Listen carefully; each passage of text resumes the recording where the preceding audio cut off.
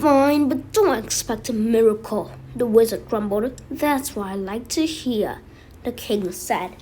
He turned to his men and gestured at Sabrina and her family. Keep them somewhere safe. Don't want the community's Christmas present damaged before they get it. Will do, boss, Bobby Screwball said as Oberon marched out of the room. I will need a little privacy with Puck, Cobweb said as he opened his case. He removed several vials containing powders, a few empty glass jars, a mortar, and pestle. Then he began mixing things in the mortar. Everyone out, Titania said as she exited the room. Moth and Mustard Seed followed close behind, leaving the Grimms and their friends to trail reluctantly after the odd, fidgety wizard and Oberon's henchmen. The wizard took out a silver box that looked like a remote control. He pushed some of the buttons quickly, and when an odd wheeze came out of it, he shook it angrily. Then he pushed some more and shoved it into his pocket. When he looked up, he acted as if he was noticing the group for the first time. Who are you people? Bobby and Tony Fats led the family out into the hallway. Sabrina felt Daphne slip her hand into her own and squeeze tight. Don't worry, Sabrina whispered to the little girl, wishing she could take her own advice. She had no idea what Oberon's henchmen were capable of. Both Tony Fats and Bobby Screwball had hands as big as pumpkins. They also looked and talked as if they had seen too many mobster movies. The boss wants you to wait in here, Bobby Screwball said when he stopped at one of the many doors in the hallway. He opened it and shoved everyone roughly inside. The room was full of boxes and extra tables and chairs that matched the furnishings in the main room. The two men were preparing to leave when Sabrina spun around on them. Wait a minute, she cried. You can't lock us up. We can't, Tony Fat said to his friend.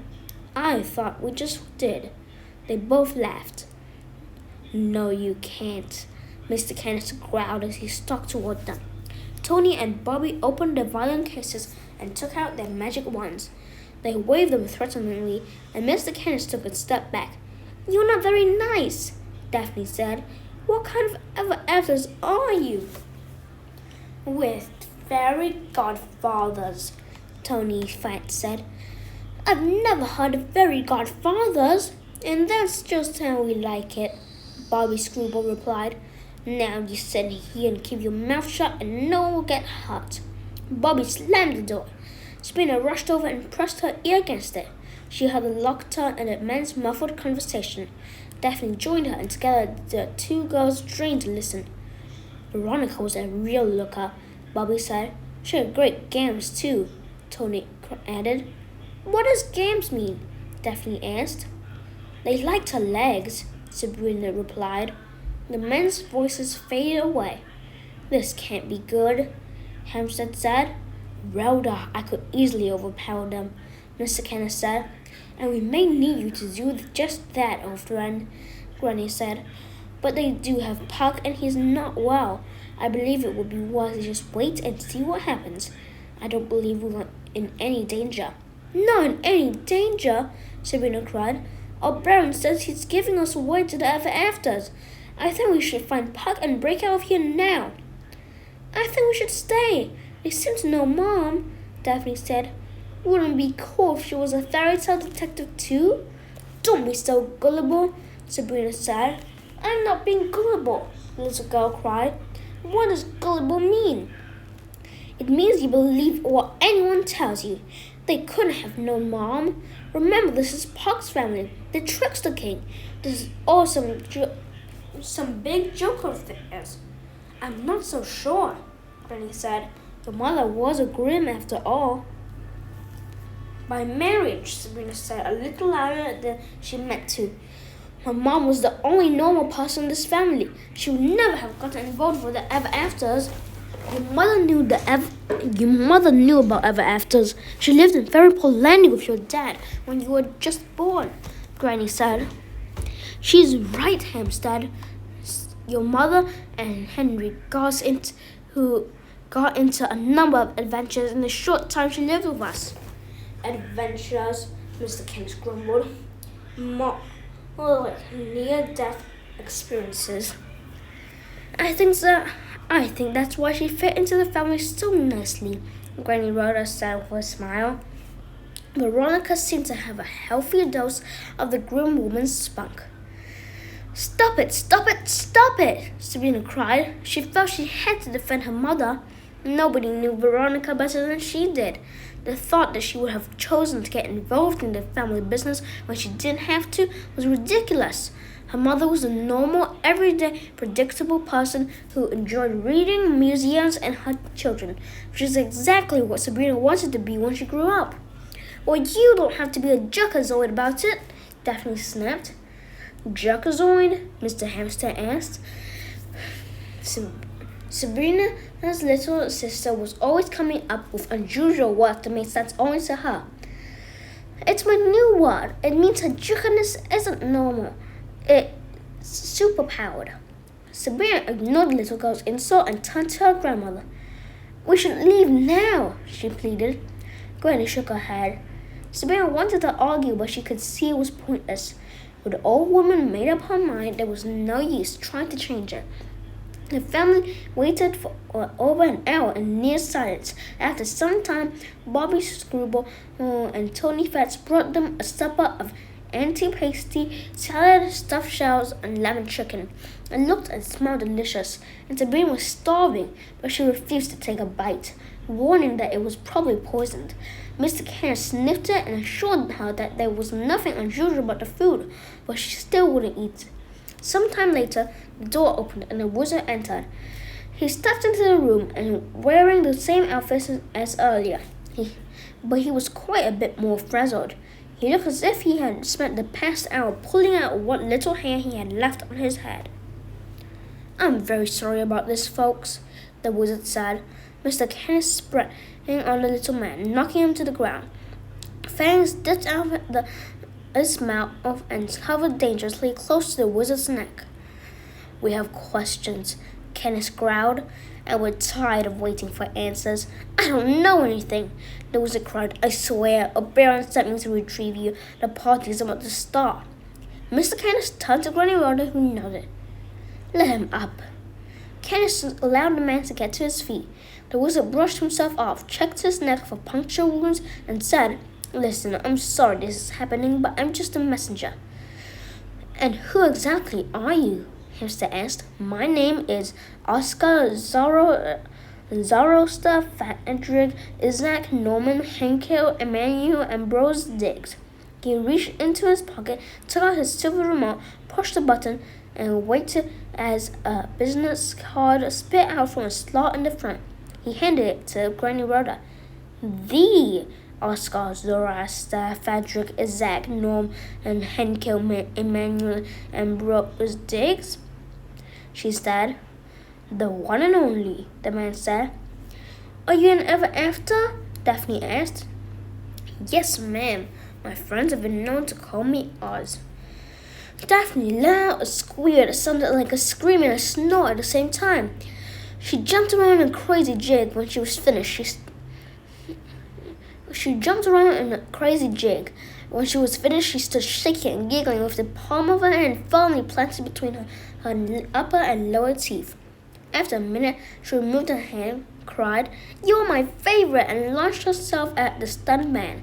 She wrapped her arms around him, and he tightened up as if the little old girl were trying to kill him rather than give him a hug. Favorite what? Oz asked. Favorite everything. Well, it's always nice to meet a fan, he replied, struggling to free himself.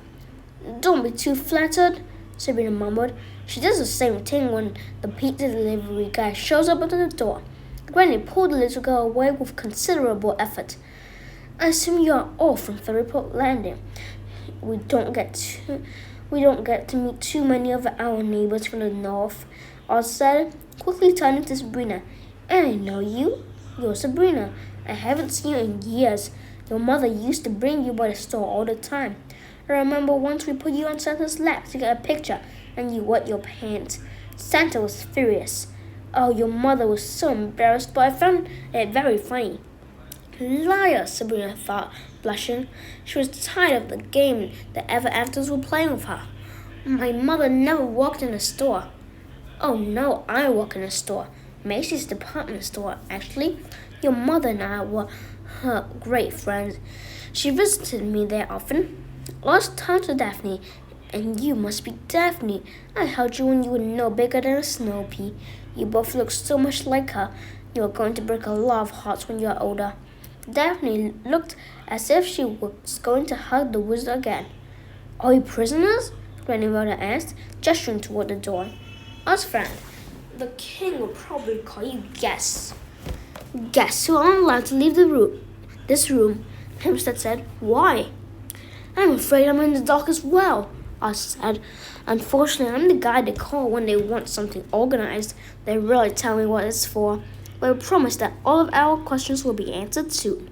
Right now, everyone is waiting for you. He led the reluctant family down the hallway and back into the restaurant. Every seat was taken. It was one of the most unusual groups of people Sabrina had ever seen. There were pirates, dwarfs, goblins, talking animals, even an enormous man-sized bug wearing glasses. A sultry blonde singer whose accent brought catcalls and laughter from the audience had joined the yellow-eyed piano player. She wore a shimmering sequin dress and long white gloves, and prowled around the room flirting with the male patrons. She flashed each a warm smile. She is beautiful, Hempstead said as he stared at the woman dazzled. And off limits if you know what's good for you, I said. Her name is Bess. She's Tony Fat's girlfriend. Just then, Oberon and Titania entered the room. Mustard Seed, Cobweb, Moth, and a group of leather-jacketed fairies the family had met earlier followed in behind them.